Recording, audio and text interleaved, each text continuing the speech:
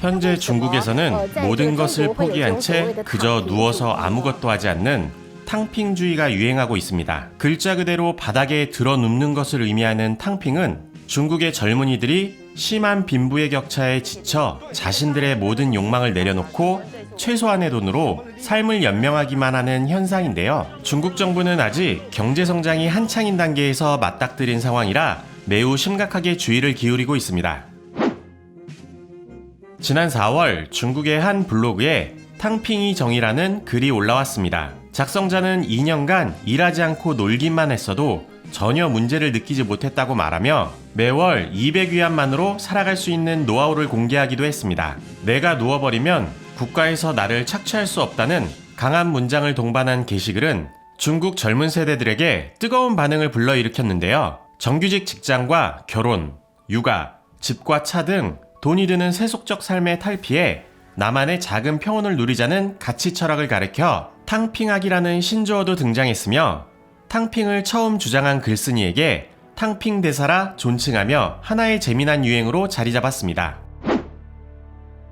한편 SNS를 통해 번지는 탕핑주의가 중국 공산당을 정면으로 위협하는 사회저항 운동으로 해석되기도 하는데요. 중국 정부는 시위나 폭동같이 국가의 정책과 기조에 적극적으로 반대하는 행동은 쉽게 탄압할 수 있지만 아무 행동도 하지 않는 완전히 새로운 개념의 탕핑은 처벌할 명분이나 실질적 기준이 없어 전혀 손을 쓸 수 없는 상황입니다. 정부가 적극적으로 나서고 비판해도 반응하지 않고 서서히 경제 동력을 꺼트려가고 있으며 탕핑을 강제로 진압하자니 중국 인민 생활 개선 실패를 자랑하는 셈이 되어버려 어느 방향이든 중국 공산당을 상대로 전략적 패배를 안겨준다는 분석에 골머리를 썩고 있습니다. 갈수록 심해져가는 상황에 중국 정부는 탕핑주의에 대한 경계 수위를 높이고 있습니다. 관영 매체를 통해 젊은이들을 비판하는가 하면 젊은 층을 달랠 수 있는 정책들을 적극 검토 중인데요. 그러나 명문대를 나와도 인맥 없이 출세가 불가능하며 심각한 취업난에 부조리한 노동환경 등 다각적인 부분에서 나오는 현상인 만큼 마음을 돌리기란 쉽지 않았습니다.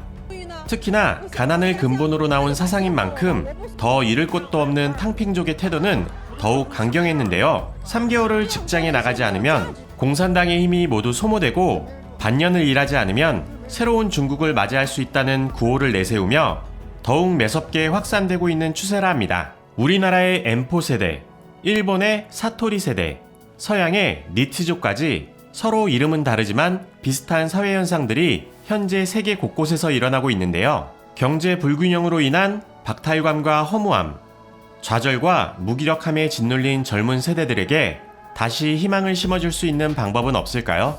이상 상암동 투브였습니다.